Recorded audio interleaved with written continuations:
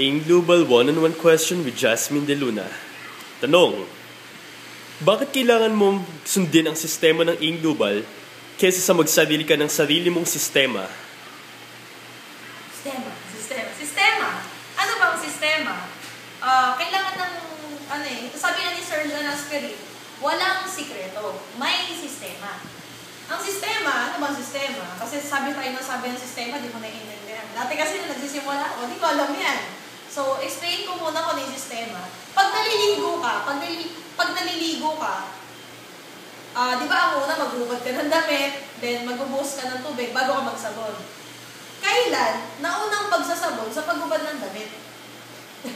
Tama ba? Meaning may sistema. May sistema siya.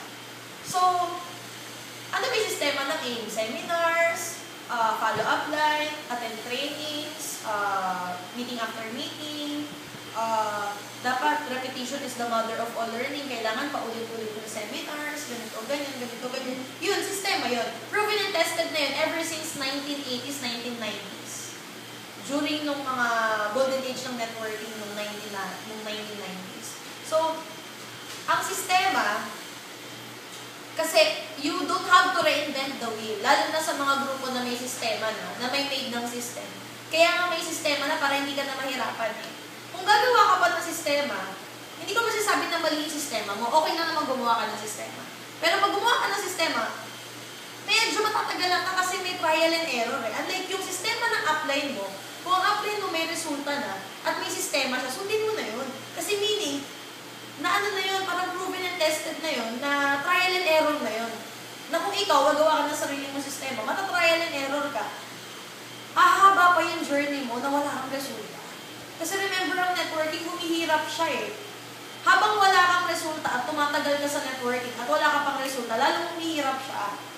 So dapat, kaya nga may upline para may magturo sa'yo eh. Na, do not reinvent the wheel. Ang wheel, bilog yan. Ang wheel bilog. Ang isang sasakyan, kaya yan umaandar ng mabuti. Bakit? Kasi bilog. Kailan naging square ang gulong? Kaya just imagine kung pentagon o square yung gulong. Eh di, ang ano nun? Ang tawag dito? Babako. Babako. Ano yun? Basta, ano siya, hindi maganda yung yung anda. So, baka sa sobrang katag niyan, baka tumilapon ka pa. Yun ang nangyayari sa mga nagre-reinvent ng wheel. Yun yung mga nangyayari sa mga nag-iimbento ng sarili ng sistema. Na lumiliko sila sa sistema na feeling nila, alam nila. Alam yung acne, AKNY, alam ko na yan.